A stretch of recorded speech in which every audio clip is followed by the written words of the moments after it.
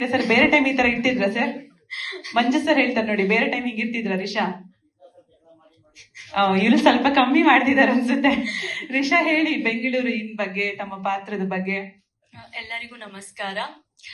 ಬ್ಯಾಂಗ್ಳೂರಿನ movie ಬಗ್ಗೆ ಮಾತಾಡ್ಬೇಕಂತ ಹೇಳಿದ್ರೆ, ಇದು ನನ್ನ 2ನೇ ಮೂವಿ. ಅಂದ್ರೆ ನಾನ್ ಸೈನ್ ಮಾಡಿದಾಗ 3 ವರ್ಷದಿಂದ ಈ ಮೂವಿ ನಾನು ಒಪ್ಕೊಂಡಾಗ ನನ್ನ ಬೆಂಗಳೂರಿಗೆ ಕರ್ಕೊಂಡ್ ಬಂದಂತ ಸಿನಿಮಾ ಇದು.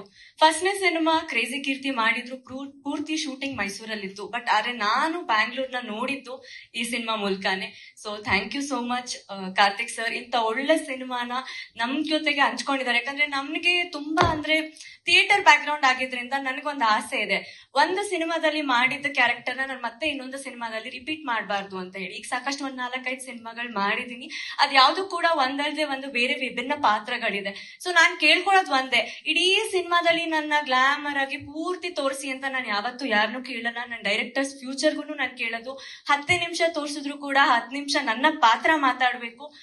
ಅದೇ ರೀತಿ ಈ ಸಿನಿಮಾ ಬಗ್ಗೆ ನಾನು ಕೇಳಿದಾಗ ಕಣ್ ಮುಚ್ಕೊಂಡು ಮೇ ಬಿ ನಾನು ವರ್ಕ್ಶಾಪ್ ಏನು ಮಾಡಿರ್ಲಿಲ್ಲ ಸರ್. ಇವತ್ತಿಗೂ ನಾನು ಕೊಡ್ತೀನಿ, ಯಾವ್ದಾದ್ರು ವರ್ಕ್ಶಾಪ್ ಇದ್ರೆ ಅಥವಾ ಆಡಿಷನ್ ಕೊಡಿ ಅಂತ ಅಂದಾಗ ಖಂಡಿತವಾಗ್ಲೂ ಕೊಡ್ತೀನಿ. ಬಟ್ ಆದ್ರೆ ನನ್ ಮೇಲೆ ನಂಬಿಕೆ ಇತ್ತು ಸರ್ಗೆ. ನಾನು ಅನುಷಾ ಅವರು ಇಬ್ರು ಒಟ್ಟಿಗೆ ಹೋಗ್ತೀವಿ. ಸೊ ಏನು ಹೇಳ್ದೇನೆ 1 ಮಿನಿಟ್ ಅಲ್ಲಿ ಇಲ್ಲ ನೀವಿಬ್ರು ಮಾಡ್ತೀರಾ ಅಂತ ಹೇಳಿದ್ರು. ಸೊ ನನಗೆ ಒಂಥರ ಹುಮ್ಮಸ್ ಕೊಟ್ಟಿದ್ದ ಸಿನಿಮಾ ಇದು. ಬ್ಯಾಂಗ್ಳೂರಿನ ಸಿನಿಮಾ ಸೈನ್ ಮಾಡಿರ್ಲಿಲ್ಲ ಅಂತ ಹೇಳಿದ್ರೆ ಮೇ ಬಿ ನಾನು ಇಂಡಸ್ಟ್ರಿಲಿ ಸರ್ವೈವ್ ಆಗ್ತಿದ್ನ ಇರ್ತಿರ್ಲಿಲ್ವಾ ಅಂತ ಒಂದು ಯಾವಾಗ್ಲೂ ಒಂದು ಕ್ವಶನ್ ಕಾಡುತ್ತೆ. ಬಟ್ ಆದ್ರೆ ಈ ಸಿನಿಮಾ ಮೂಲಕ ನನ್ನ ಲಕ್ ಚೇಂಜ್ ಆಯ್ತು, ತುಂಬಾ ಆಪರ್ಚುನಿಟಿ ಸಿಕ್ತು. ಯಾಕಂದ್ರೆ ಫಸ್ಟ್ ಸಿನಿಮಾ ಮಾಡ್ಬಿಡ್ತೀವಿ, ಸೆಕೆಂಡ್ ಸಿನಿಮಾ ಅಂತ ಬಂದಾಗ ಐ ವಾಸ್ ಲೈಕ್ ಧರ್ಮ ಸರ್ ಜೊತೆ ಮಾಡ್ತೀನಿ ಅಂತ ಇದ್ದಾಗ ಡೆಫಿನೆಟ್ಲಿ ನಾನ್ ಕಣ್ ಮುಚ್ಕೊಂಡು ನಾನು ಇಲ್ಲ ಅಂತ ಹೇಳಕ್ಕೆ ಆಗಿಲ್ಲ. It was a dream. And obviously ಅವ್ರ ಜೊತೆ ಆಕ್ಟ್ ಮಾಡ್ಕೊಂಡಿದ್ದು ನಂಗೆ ತುಂಬಾನೇ ಖುಷಿ ಇದೆ. ಯಾವುದೇ ಏನೇ ಸ್ಕ್ರಿಪ್ಟ್ ಇರ್ಲಿ ಅವ್ರು ಅಥವಾ ಅವ್ರ ಕೆಲಸ ಅವ್ರ ಜೊತೆ ಮಾಡ್ಬೇಕಾದ್ರೆ ಅವರಿಂದ ಕಲ್ತಿದ್ದು ನನ್ ತುಂಬಾ ಇದೆ.